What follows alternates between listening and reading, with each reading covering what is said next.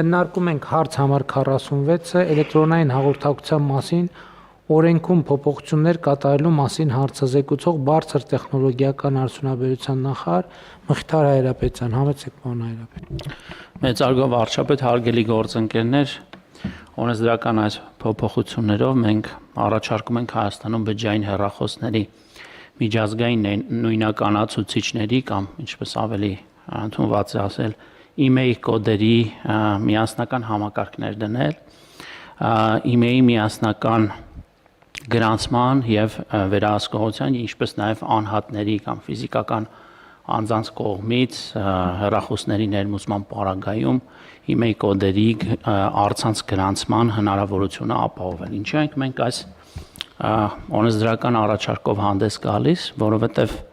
Հայաստանի Հանրապետությունում բջջային հեռախոսների միջազգային նույնականացուցիչների գրանցման եւ վերահսկողության բացակայությունը մի շարք ռիսկեր է ստեղծում, չմարքսազերծված եւ կեղծ կոդերով բջջային սարքերի շրջանառություն,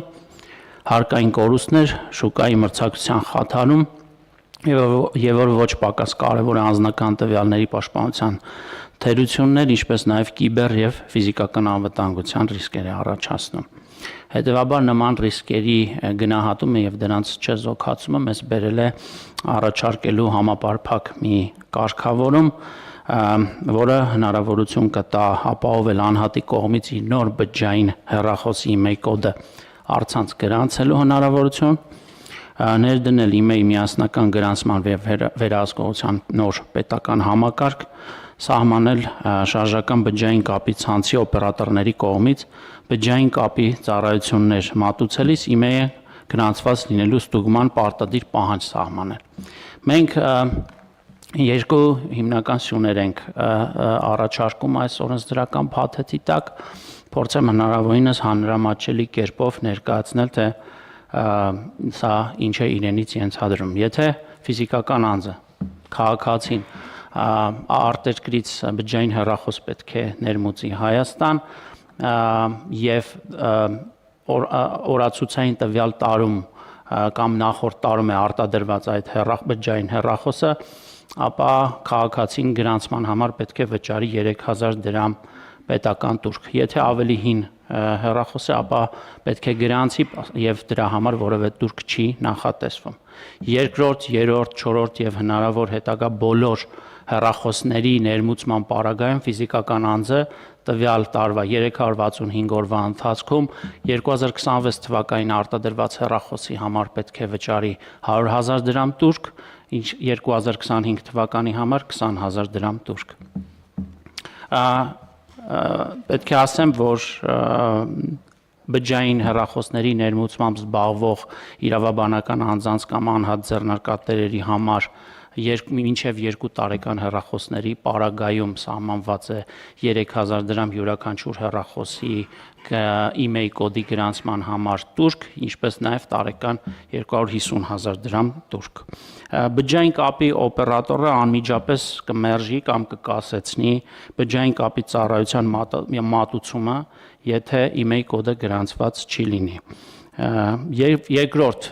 փոփոխություններով մենք ստեղծում ենք շտեմարան, շտեմարանը կառավարելու է բարձր տեխնոլոգիական արդյունաբերության նախարարությունը, այն սպասարկելու է ադմինիստրատորը, որը ձևավորվելու է բջջային կապի օպերատորների կողմից։ Պետք է նշեմ, որ կառավարությունը սպասարկման համար վճարելու, այսինքն այն տուրքերը, որոնք որ վճարվելու են eBay կոդի գրանցման համար, սրա հետ որևէ առնչություն չունեն, սրանք պետական տուրքեր են։ Խնդրում եմ ընդունել։ Շնորհակալ եմ, պարոն Հայրապետյան, այստեղ ձեր ասացի հետ կապված ես հետեւյալ դիտարկում ունեմ, թե որ դեպքում ինչքան եւ այլն, դա սա այնուամենայնիվ նախագիծ է, որը սկսում է շրջանառությունը։ Արժևում կլինեն քննարկումներ, կկոնկրետացնեն, կհղկվի եւ այլն, այսինքն ինչ որ դուք ասցիք, այդ եկեք ընդունենք որպես պայմանական, որովհետեւ կարող է իջնի, կարող է բարձրանա, կարող է ընդլայնվի, կարող է նեղանա, բայց քաղաքական արձանագրումը հետևյալն է. բջջային հեռախոսների շուկան ամենամեծ եւ ամենամեծ ստվերային շուկան է։ Մենք ինչ անում ենք, թռնում ենք վերև, իջնում ենք ցած, ջղայնանում ենք, կատաղում ենք, ներվայնանում ենք, բայց այդ շուկան ուղղակի մեղմ ժպտում է եւ շարունակում է իր գործը։ Եվ աշխարհում այս լուծումները վաղուց կան եւ մենք քաղաքական արձանագրումը այն է, որ ավարտվում է սև բջջային հեռախոսների շուկայի դարաշրջանը եւ Հայաստանի Հանրապետությունում ոչ մի հեռախոս, որը չի հավաստիացվում, որ ներմուծվել է օրինական ճանապարհով, Հայաստանի Հանրապետության տարածքում չի աշխատելու, այսինքն դրանով մաքսիմալ կարելի է պոպոկ կոտրել, բայց որպես հեռախոս օգտագործելու հնարավորություն չի լինելու եւ սա արդարացված է, ընդ որում մենք այս քննարկումները մենք սկսել ենք ինչքան մի տարի ու կես առաջ եւ շատ մանրամասն քննարկել ենք եւ ակնհայտ է որ մենք այս լուծումներին պետքա գնանք, որովհետեւ իհարկե սա չի նշանակում որ մենք վերահսկողական մեր գործառույթները, այդ թվում կոշտ գործառույթները, որոնք իրականացնում ենք, չպետք է իրականացնենք, բայց ակնհայտ է որ այդտեղ սենց ռադիկալ եւ ստանդարտացված եւ քաղաքակիրթ լուծումներ են պետք։ Հիմնական խնդիրը հետեւյալն է՝ բջջային հեռախոսը միացվեց, մինչեւ ինքը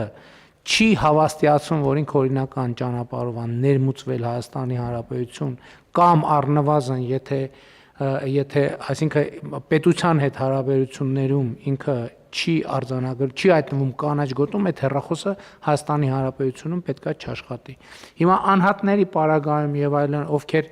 սա պարզա այս որոշման թիրախը առաջին հերթին բիզնեսնա շուկան է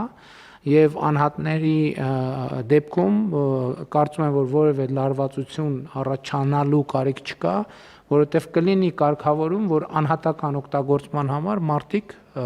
կարող են կսահմանենք այդ ինչքան է այդ թիվը տարին մի հեռախոսա թե 2 տարին մի հեռախոսա ամեն անհատի պարագայում իրանք կարող են ներմուծել, այսինքն դրանք կկարգավորվի, բայց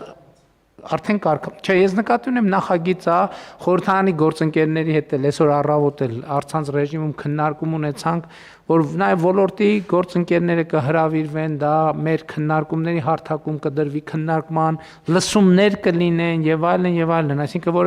որպեսզի որևէ մեկը մեկուսացած չզգա իրան այս որոշումների կայացումից։ Այսինքն հնարավոր է փաստարկներ հնչեն, կարծիքներ հնչեն, նյուանսներ լինեն, որ մենք լավ չենք պատկերացնում, պետք է ավելի լավ այդ ամեն ինչը կքննարկենք եւ բոլոր հարցերը կլուծենք։ Բայց բնականաբար ոչ մեկը չի կարող գա ասի, որ կարծում եմ սև շուկան ավելի լավ է, քան այն ինչ որ մենք ուզում ենք ստանալ։ Այս հարցը հաստատ չենք քննարկելու եւ չենք քննարկելու նաեւ մտածածին պատճառներով այս որոշման կայացումը հետաձգելու։ Այս խնդիրը դրել եմ հետեւյալ կերպ։ 2027 թվականի հունվարի 1-ից պետքա որոշումը ուժի մեջ մտնի եւ պետքա աշխատի։ Հիմա միջև պետքա շաբաթ-կիրակի օրերին էլ քննարկենք, որ ժամանակի բան չունենանք, սահմանափակում չունենանք, բայց որոշումը պետքա կայացվի եւ այս պատմությունը պետքա ավարտվի, որովհետեւ բոլորիս ստեղն է արդեն հասել այդ բանի, բոլորի չգիտեմ, բայց իմ ստեղը հաստատ հասել է այդ բջջային հեռախոսների սև շուկայի դեմ արդյունք կամ հիմնականում անարդյունք պայքարելու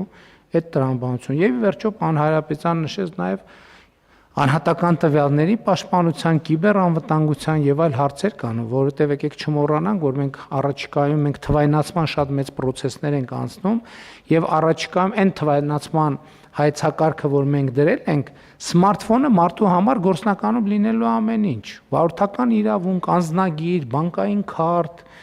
բացարձակապես ամեն ինչ եւ մեզ հարկավոր է որ վստահ լինել, որ մեր երկրում գործում են այնպիսի գործիքներ, այնպիսի սմարթֆոններ, գադջետներ, որոնք այդ բոլոր ստանդարտների մեջ են գործում եւ այդ դեպքում պետությունը նաեւ որոշակի պարտավորություններ պիտի ստանձնի կիբերանվտանգությունը ապահովելու։ Սա էլ շատ կարեւոր մաս է, որովհետեւ սա մենակ այն չի, որ մենք ուղղակի շուկայի պարզ ֆիսկալ խնդիր ենք ուզում լուծել։ Մենք այստեղ նաև ստանդարտիզացման եւ նաև պետության պարտավորությունն ենք արձանագրում մարդկանց անհատական տվյալները, նաև կիբերանվտանգության ծառայություններ մատուցելու համար, որովհետեւ այսօր մարդիկ գնալով ավելի այսօր արդեն բանկային փոխանցումներ, գնումներ եւ այլն։ Հիմա այդ ֆունկցիաները շատանալու են, ասում եմ, որովհետև թվայնացման ամբողջ տրամաբանությունն է նա, որ մարդ այդ լիքը փաստաթղթեր, գործիքներ, պլաստմասի կտորներ եւ այն որ գրպաններում կամ դրան բանակի մեջ պահում է, X պահից պետք է այդ ամեն ինչը չլինի։ Տանը միտեղ պետք է պահի, իսկ առօրյա օգտագործման համար ամբողջը պետք է տեղավորվի թվային դաշտ։